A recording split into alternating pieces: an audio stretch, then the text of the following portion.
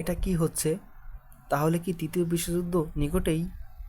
হ্যাঁ, যার বহিঃপ্রকাশ শুরু হয়ে গিয়েছে ইসরায়েল ইরান যুদ্ধের মাধ্যমে। আপনার আকাশ দেখে মনে হবে যেন 31st নাইট চলছে, কিন্তু না, এটা আপনার ভুল ধারণা। চলছে ইরান ইসরায়েল এর ভয়ঙ্কর যুদ্ধ, যেখানে ইসরায়েলকে মাটির সাথে মেশানো হচ্ছে। গত রাত থেকেই ইসরায়েল এর আক্রমণের পর থেকে পাল্টা প্রতিশোধ নেওয়ার জন্য এই আক্রমণ চালাচ্ছে ইরান।